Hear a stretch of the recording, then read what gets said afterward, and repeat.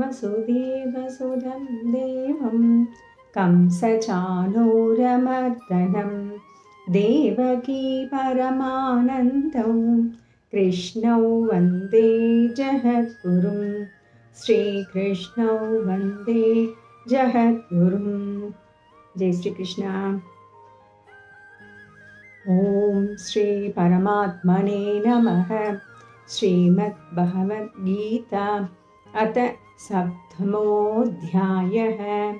श्रीभगवानुवाच मय्यासक्तमनः पार्थ योगैर्युञ्जन्मताश्रयः असंशयं समग्रं मां यथा ज्ञास्यसि तच्छृणु। ज्ञानन्देहं सविज्ञानम् इदौ वक्ष्याम्यशेषतः यज्ञात्वा नेह भूयोऽन्यै ज्ञानद्रव्यमवस्यते।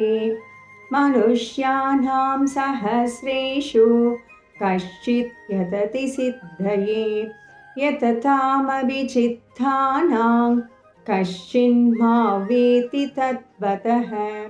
भूमिराभो नलो वायो कं मनो बुद्धिरेव च अहङ्कार इतीयं मे भिन्ना प्रकृतिरष्टधा। अपरेयमिदस्त्वन्यां प्रकृतिर्विद्धि मे परां जीवभूता महाबाहो ययेदन्धार्यते जहत्। एतत् योनीनि भूतानि सर्वाणीत्युपधारय अहं कृत्स्नस्य जगदः प्रभवः प्रलयस्तथा मत्तः परतरन्नान्यत् किञ्चिदस्ति धनञ्जय। मयि सर्वमिदं प्रोतं सूत्रे मणिगणा इव रसोऽहमप्सु कौन्तेय प्राभास्मि शशिसूर्ययोः। प्रणवः सर्ववेदेषु सप्तः के पौरुषं नृषु पुण्यो गन्धः पृथिव्यां च तेजश्चास्मि विभावसौ। जीवनं सर्वभूतेषु तपश्चास्मि तपस्विषु। बीजं मां सर्वभूतानां विद्धि पार्थ सनातनं। बुद्धिर्बुद्धिमतामस्मि तेजस्तेजस्विनामहं। बलं बलवतां चाहं कामरागविवर्जितं। धर्मावृत्तो भूतेषु कामोऽस्मि भरतर्षभ। ये चैव सात्विका भावा राजसास्तामसाश्च ये मत्त एवेदितान् विद्धि न त्वहन्तेषु ते मयि। त्रिभिर्गुणमयैर्भावैः एभिः सर्वमिदं जगत् मोहितन्नापि जानाति मामेभ्यः परमव्ययम्। दैवी हेषा गुणमयी मम माया दुरत्यया। मामेव ये प्रपद्यन्ते मायामेधान्तरन्ति ते। न मां दुष्कृतिनो मूढाः प्रपद्यन्ते नराधमाः। मयया बहुरज्ञानाः आसुरं भावमाश्रिताः। चतुर्विधा भजन्ते मां जनाः सुकृतिनोऽर्जुन। आर्तो जिज्ञासुरर्तार्थी ज्ञानी च परदर्शभ। तेषां ज्ञानी नित्ययुक्त येह भक्तिर्विशिष्यते। प्रियो हि ज्ञानिनोत्यर्थम् अहं स च मम प्रियः। उदारा सर्व एवैते ज्ञानी त्वात्मैव मे मतम्। आस्तिदः स हि युक्तात्मा मामेवानुत्तमां गतिम्। बहूनां जन्मनामन्ते ज्ञानावान् मां प्रपद्यते वासुदेवः सर्वमिति समहात्मा